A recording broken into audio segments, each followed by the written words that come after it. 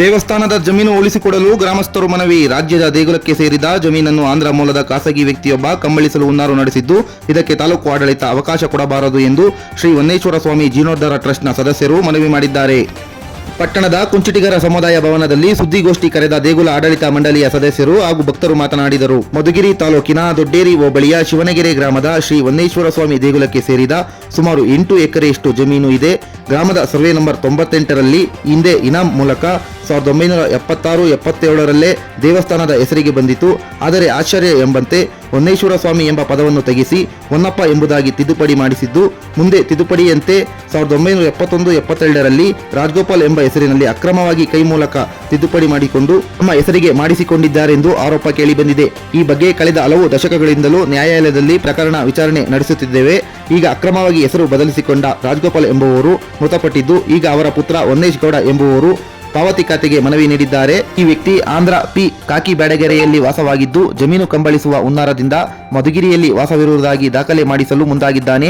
ಈಗಾಗಲೇ ನಕಲಿ ಪತ್ರ ತಯಾರಿಸಿ ಶಿವನಗೆರೆಯಲ್ಲೇ ವಾಸವಿರುವುದಾಗಿ ಬಾಡಿಗೆ ಮನೆಯ ಕರಾರು ಪತ್ರದ ಮೂಲಕ ವಾಸಸ್ಥಳ ಪ್ರಮಾಣ ಪತ್ರ ಪಡೆಯಲು, ಅದರಿಂದ ಮತದಾರರ ಚೀಟಿ ಪಡೆಯಲು ಹುನ್ನಾರ ನಡೆಸಿದ್ದು, ದೇಗುಲದ ಜಮೀನನ್ನು ಕಂಬಳಿಸಲು ಪ್ರಯತ್ನ ನಡೆಸಿದ್ದಾನೆ. ಈ ಪ್ರಯತ್ನಕ್ಕೆ ತಾಲೂಕು ಆಡಳಿತ ಅವಕಾಶ ನೀಡಬಾರದು ಹಾಗೂ ದೇಗುಲದ ಜಮೀನನ್ನು ದೇವಸ್ಥಾನದ ಉತ್ಪತ್ತಿಗೆ ಕೊಡಿಸಿಕೊಡುವಂತೆ ಮನವಿ ಮಾಡಿದ್ದಾರೆ. ಈ ಸುದ್ದಿಗೋಷ್ಠಿಯಲ್ಲಿ ಟ್ರಸ್ಟ್ನ ಉಪಾಧ್ಯಕ್ಷ ಶಿವರಾಮ್, ಕಾರ್ಯದರ್ಶಿ ಮಂಜುನಾಥ್, ಸಹ ಕಾರ್ಯದರ್ಶಿ ದೀಪು, ಗೌರವಾಧ್ಯಕ್ಷ ಶ್ರೀಧರ್ ನೇತಾಜಿ, ನಿರ್ದೇಶಕರಾದ ನಾಗರಾಜು, ಜನಾರ್ದನ್ ಗೌಡ, ವನ್ನೇಶಪ್ಪ ಕೆ, ಮಾಜಿ ಜಿಲ್ಲಾ ಪಂಚಾಯತ್ ಸದಸ್ಯ ಚಿನ್ನಪ್ಪ, ಜೆ ಹೊಸಳ್ಳಿ ಗ್ರಾಮ ಪಂಚಾಯಿತಿ ಅಧ್ಯಕ್ಷ ತಿಮ್ಮರಾಜು ಹಾಗೂ ಗಿರೀಶ್ ಜೊತೆಗಿದ್ದರು.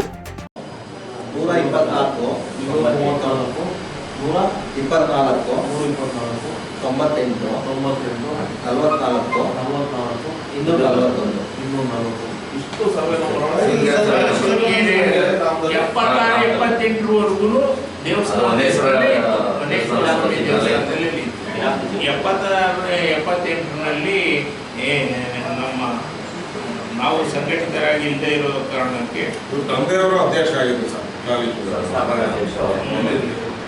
ಆ ಸಂದರ್ಭದಲ್ಲಿ ಖಾತೆ ಬದಲಾವಣೆ ಮಾಡ್ಕೊಂಡ್ಬಿಟ್ಟಿದ್ದಾರೆ. ಯಾವಾಗ ಮಾಡ್ಕೊಂಡಿದ್ದಾರೆ?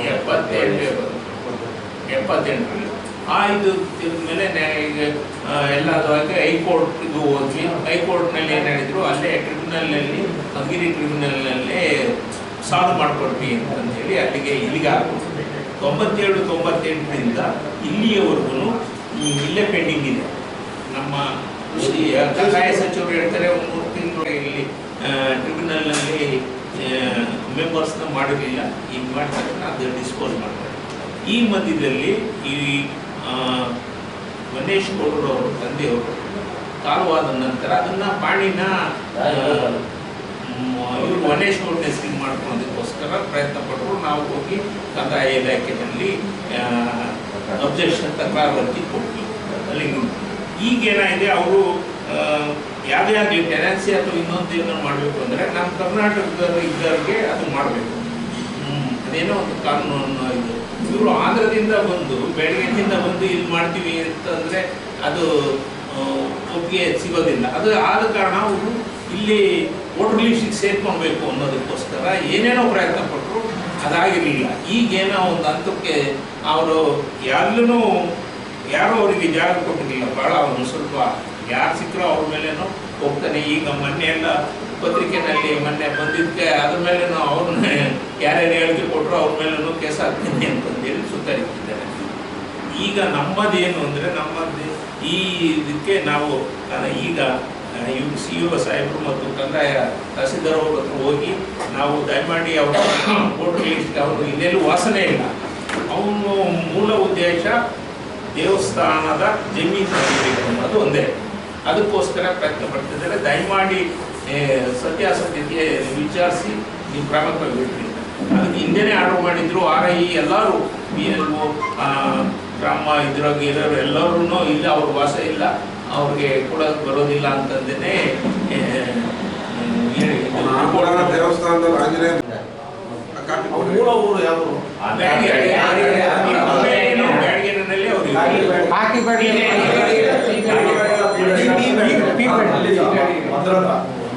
ಅದು ವನ್ನೇಶ್ವರ ಸ್ವಾಮಿ ಅನ್ನೋದನ್ನ ರೌಂಡ್ ಅಪ್ ಮಾಡಿ ಹೊನ್ನಪ್ಪ ಇಲ್ಲ, ಯಾರು ಅವ್ರ ಮಗ ವನ್ನೇಶ್ವರ ಅಂತ ಅವ್ರೇನ ಇದ್ರ ಮೇಲೆ ಒಂದೇ ಫ್ಯಾಮಿಲಿ ಅಂತ ಬಿಟ್ಕೊಟ್ರು.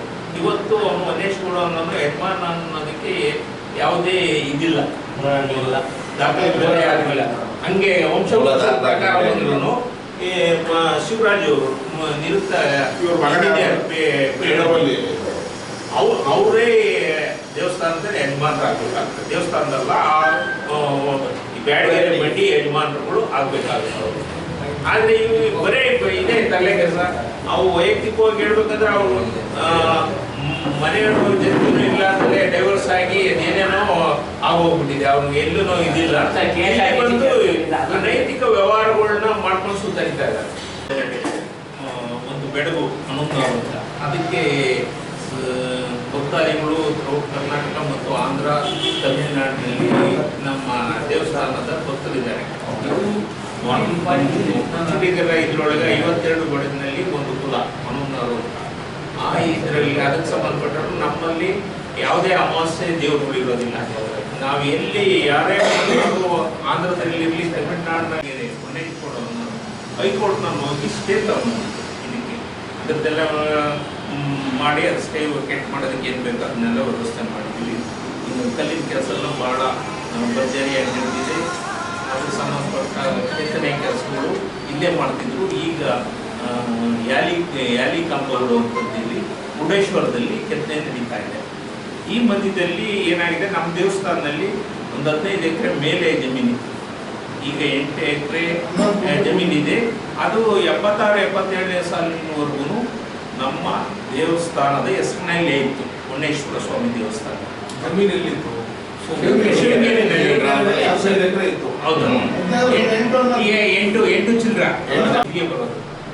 ಹಾವೇರಿ, ಮೈಸೂರು ಎಲ್ಲ ಕಡೆಯಿಂದಲೂ ನಮ್ಮ ದೇವಸ್ಥಾನಕ್ಕೆ ಬೇರೆ ದೇವರಿಗೆ ಹೋಗೋದಿಲ್ಲ, ಇಲ್ಲೇ ಬರೋದು. ಸಂಪ್ರದಾಯದಿಂದ ಹಿಂದಿನಿಂದಲೂ ಯಜಮಾನರುಗಳು ಇವರು ಎಲ್ಲರೂ ಸೇರ್ಕೊಂಡು ಬಂಡಿ ಯಜಮಾನರುಗಳು ಅಂದರೆ ಅಲ್ಲಿ ಊರಿನಲ್ಲಿ ಬಂಡಿಗಳು ಇರ್ತದೆ, ಅದಕ್ಕೆ ಯಜಮಾನರುಗಳು ಅಂತ ಮಾಡ್ಕೊಂಡಿದ್ದು. ಇಲ್ಲಿ ದೇವಸ್ಥಾನದಲ್ಲಿ ತಲೆ ಕೂದಲು ಎಲ್ಲೇ ಇರಲಿ ಇಲ್ಲೇ ಬಂದು ನಾನ್ ವೆಜಿಟೇರಿಯನ್ನೇ ಮಾಡಿಕೊಂಡು ಊಟ ಮಾಡ್ತಾರೆ. ನೈವೇದ್ಯನೇ ಮಾಂಸನೇ ಇದನ್ನು ಮಾಡ್ತಾರೆ. ಈ ದೇವಸ್ಥಾನದ ಒಂದು 2.5 ಕೋಟಿ ರೂಪಾಯಿ ವೆಚ್ಚದಲ್ಲಿ ಸಂಪೂರ್ಣವಾಗಿ ಕಲ್ಲಿನಲ್ಲಿ ಅಯೋಧ್ಯೆಯಲ್ಲಿ ಯಾವ ರೀತಿ ಕಟ್ಟಿದ್ದಾರೋ ಅದೇ ರೀತಿ ಪ್ರಾರಂಭವಾಗಿ ಮಾಡ್ತಾ ಇದ್ವಿ.